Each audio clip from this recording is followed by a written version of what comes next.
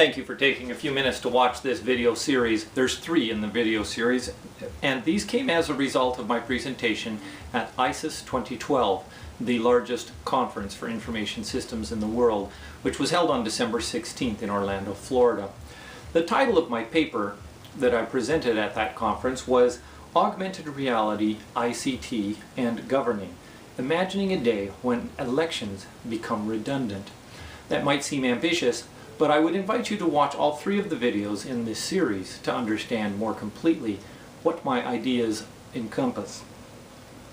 I am a graduate assistant, a PhD student at Florida Atlantic University in the School of Public Administration, and I would like to take you on a short history of the theory that grounds this augmented reality proposal before we get into the actual details.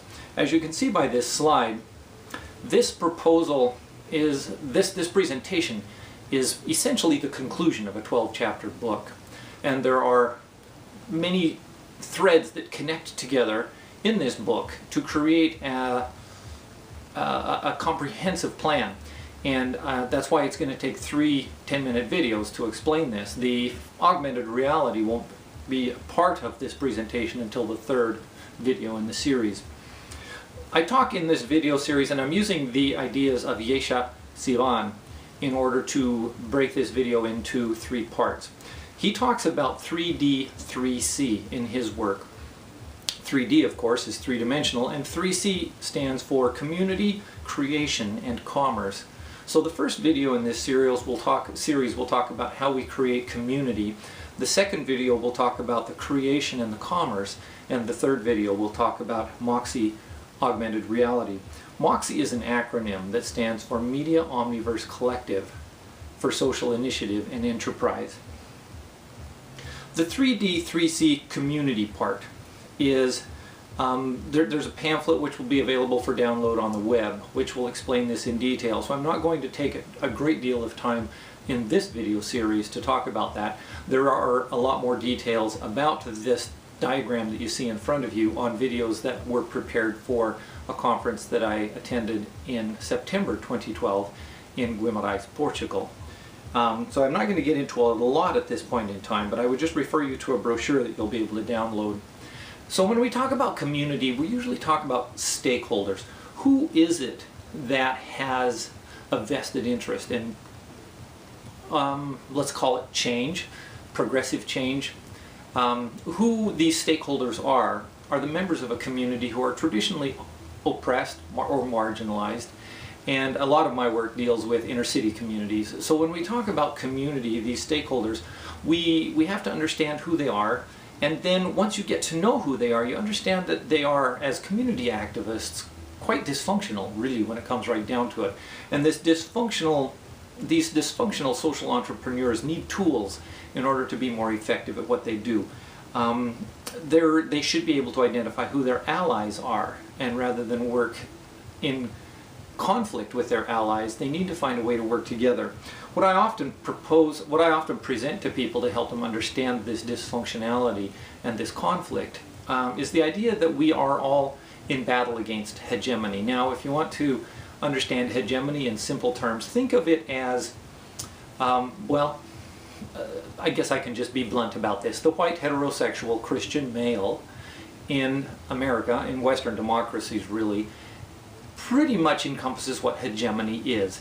If society has structured a narrative that favors you, then you're on the good side of hegemony. If you are feeling marginalized and oppressed a little bit, then you're typically on the counter-hegemonic side. And so social entrepreneurs are typically on the counter-hegemonic side because they want things to change. They're progressive because they see change as necessary.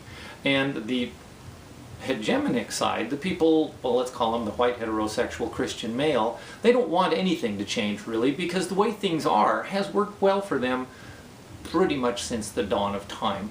And so the idea that social entrepreneurs need to break through a brick wall of hegemony is a nice metaphor to work with. I've identified 6 social justice campaigns that most social entrepreneurs would be striving toward. And so if you put the social entrepreneurs on the bottom side of this diagram here, then you can see what they're striving for are their 6 social justice campaigns up here at the top, but they've got to break through this wall of hegemony.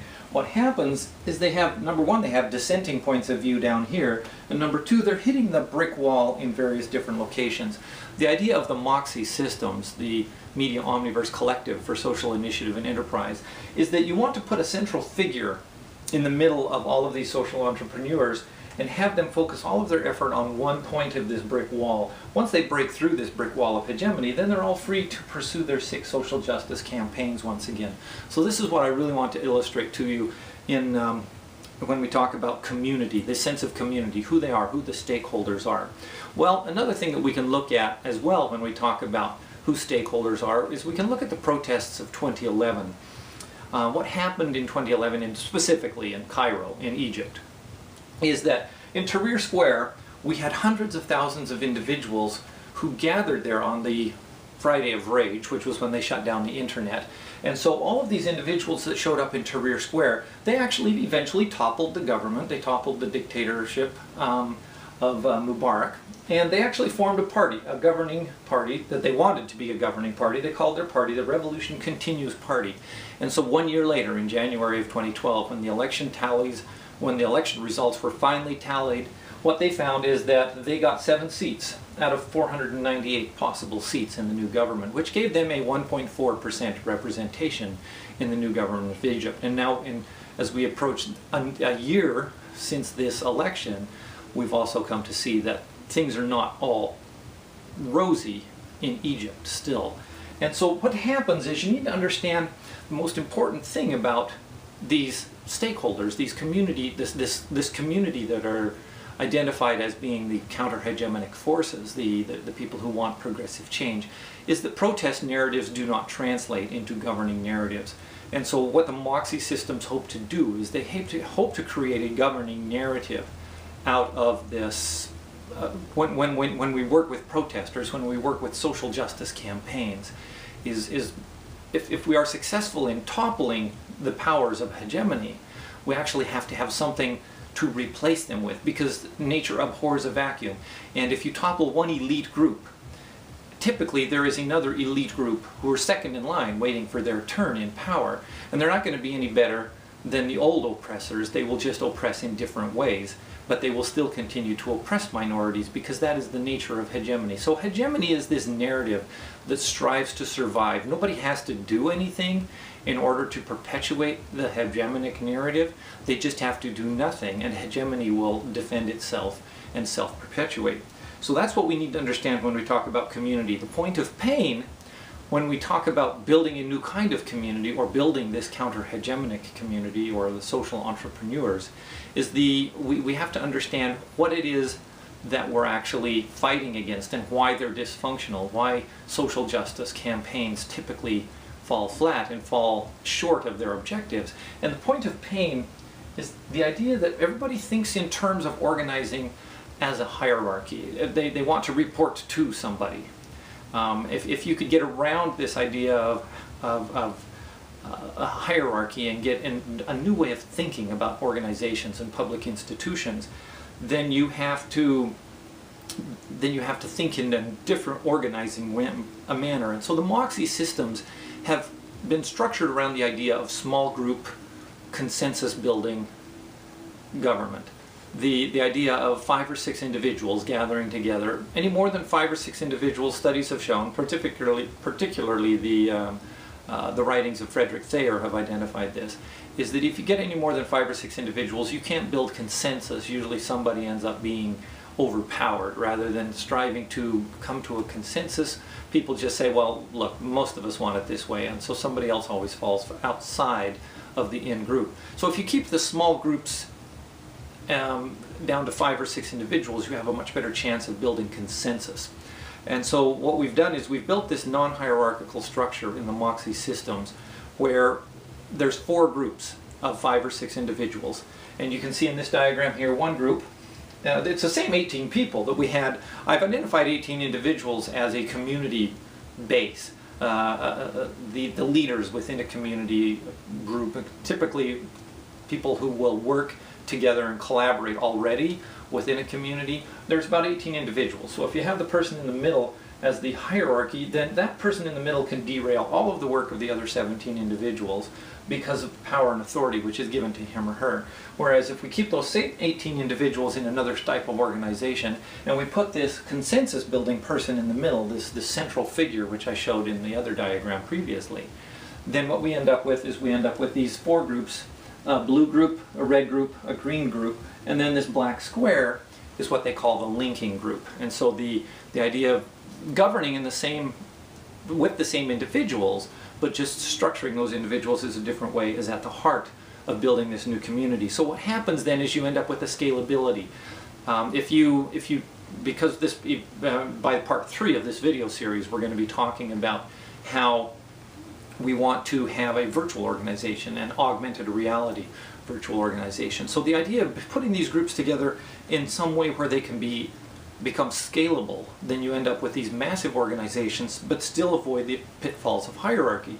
So what happens is if you put together, let's in my example here I've used 7 cities. So if we've got 7 cities that come together with identical organizations in a virtual reality institution, then what you're able to do is these individuals who become highly specialized in what they do in their own community can now create another group. So we've now created 18 vertical teams of 7 individuals. So we still have that small group feel to it, but where they meet, because they're all from 7 different cities, is they meet in the virtual realm. And so we're going to talk about the augmented reality in part 3 of this video, is going to talk about how we're going to create a working environment that makes these individuals here in these vertical columns feel like a cohesive consensus building group, just like the 5 who meet together face to face in a real office situation.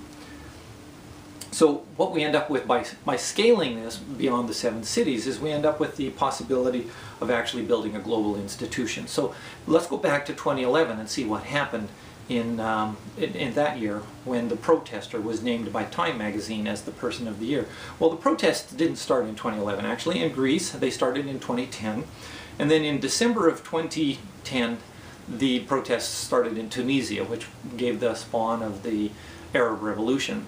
And so what happened is we saw all of these groups coming together. The Arab Revolution began to materialize throughout the year, and then the Europe austerity protest emerged. And then you ended up with the Occupy movement by October of that year, and you ended up, what should have happened and what didn't happen because of the dysfunctionality of these social entrepreneurs, is that there was no global headquarters for any of these movements. So if we would have had somebody come in and become a governing institution rather than just these individual protest movements that took place in individual cities, they estimate at one point in 2011, on one weekend in November, they had 951 cities have a protest action of some kind in 82 different countries.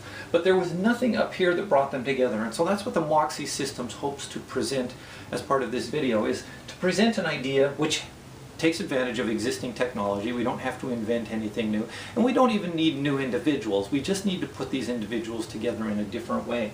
And then we can have these global movements come together and perhaps even change the way labor is handled in some of the third world countries where people are incredibly marginalized and unoppressed. So that sums it up for 3D 3C community, and that's the end of this video. Once again, there will be a pamphlet available online for you to download that talks more in detail about the 4 consensus building groups which I've presented as part of this community